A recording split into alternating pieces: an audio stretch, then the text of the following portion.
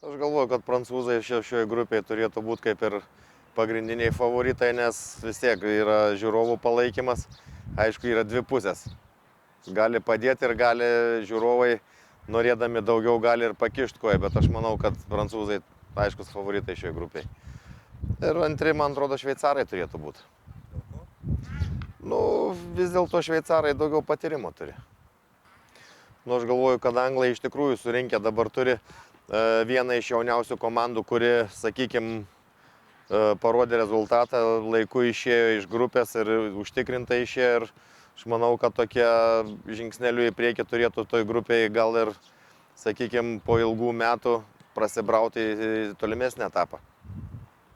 Apie rusus kalbant, tai vėlgi sunku pasakyti, aš manau, kad čia buvo jų geras sprendimas pastatyti savo trenerį ir aš manau prie savo trenerio irgi vėlgi toks klaustukas, kad jie, aš manau, kad turėtų jie geriau pasirodyti negu prie Kapelo. Tai aš galvoju, po Vokietijos grupėje, tai aš manau, kad vokiečiai vėlgi turėtų savo pasiekti, nes daugelį metų rodo, kad Vokietija yra turnyrinė komanda, kuri nuo rungtynių iki rungtynių vis didinėja ir žaidime, ir visam kitam. O antri turėtų pagal viską, tokia yra mano nuomonė, turėtų kažkaip pretenduoti kaip ir Lenkija, nes kad ir po lietuvių rungtynių, sakyčiau, jiems čia buvo signaliukas, kad atsipalaiduoti nei vienose rungtynėse negalima. Ir jie puikiai žino, kur reikia dadėti ir ką atimti. O komandai imant, aš galvoju, kad su Delboske, vienintelis treneris, kuris gali tapti pirmuoju treneriu 2 kartus laimint čempionatą Europos. Tas faktorius, aš nežinau, ar jisai gali įtakoti komandai, bet kas svarbiausia, aš galvoju, vieninteliai tokie minusai gali būti, jeigu ispanų žaidėjai atsistatys po ilgo sezono ir +3 klubai dalyvavo Europos taurėse finale, kurie didesnį krūvį nešė ir aš manau, kad ispanai iš tikrųjų yra vieni iš favoritų. Imant antrą vietą, tai aš manau, kad visos 3 komandos, Čekija, Turkija ir Kroatija, tai čia yra, aš galvoju, čia priklausys dienos reikalas. Ir apylygės komandos ir iš tikrųjų sunku pasakyti, kas pretenduotų į antrą vietą daugiau. E grupėje aš manau, kad vis tiek turėtų dominuoti Belgija ir Švedija.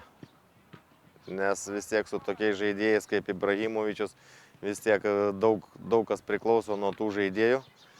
Ir aš manau, kad jie, žiūrint kokie jie formos bus, jie gali labai stipriai patraukti. Nes matėm, Ibrahimovičius yra komandinis žaidėjas ir labai vertingas švedams ir aš manau, kad gali. O belgai po pasaulio čempionato parodė, ką jie gali ir aš manau, kad jie turėtų pakartoti tą patį gerą žaidimą, ką jie parodė pasaulio čempionate. Italų negalima niekad nurašyti, mes žinom, kad italai minimalistai yra. Jiems užtenka vieno įvarčio rungtynėm laimėti, bet vėlgi ieškomas yra, mano nuomonė, tas dar mišinys tarp jaunų ir vyresnių žaidėjų. Ir jeigu jie tą suras, italai tikrai gali kažką parodyti. Šitoj grupėje, aš galvoju, pagrindinis dėmesys bus skiriamas Portugalijai, kadangi su tokiais žaidėjais kaip Ronaldo jinai yra pajėgi. Ir aišku, kaip ir Švedijai, taip ir Portugalijai daug kas priklauso nuo Ronaldo žaidimo, kaip jisai atsistatė po visų Europos taurių nes kadangi gali tapti, turi 2 rekordininkus ir įmuštais įvarčiais, kur gali prisilyginti prie Platini ir viskas priklausys nuo jo. Antroje vietoje aš manau, kad turėtų būti labai didesnė kova tarp Austrijos ir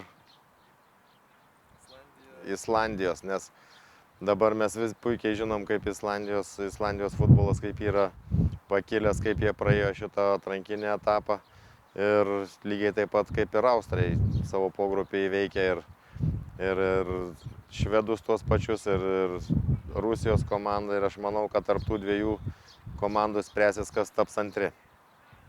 Galvoju, kad Lenkija. Kadangi Lenkai turi Lewandowski. Ispanija, Italija. Galvoju, kad ispanai, kadangi jie šiuo momentu yra tikrai stipresni.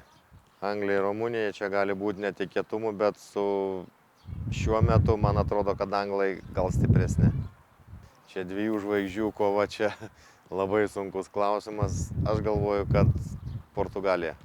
Aš galvoju, kad Vokietija, nes tuo momentu vokiečiai turėtų jau tikrai būti pakilime. Belgija, Kroatija, aš gal statyčiau už Kroatiją. Turi labai daug žaidėjų, kurie šiemet parodė labai aukštą lygį. Prancūzija, kadangi namuose žaidžia ir turėtų palaikymą turėti savo pusėje. Aš galvoju, kad rusai bandys atsirevanšuoti už pogrupių rungtynės, bet aš galvoju, kad Austrija. Aš galvoju, kad vis dėlto Ispanija. Aš galvoju, kad anglam labai neparankus varžovas, nes anglai techniško futbolo nemėgsta, ir aš galvoju, kad Portugalija. Aš vis dėlto sakau, kadangi vokiečiai yra turnyrinė komanda, aš galvoju, kad vokiečiai toliau turėtų eiti. Prancūzija. Namų sienos padės jiems. Vis dėlto aš už ispanus, kadangi daugiau vis tiek žaidėjų turi, kurie aukštesnio lygio yra. Galvoju, kad Prancūzija. Dvi šalis, kurios, sakykime, parodė ir šiame čempionate, kad tiek Ispanijos, tiek Prancūzijos lygis yra labai aukštas, ir aš vis dėlto gal už ispanus būčiau.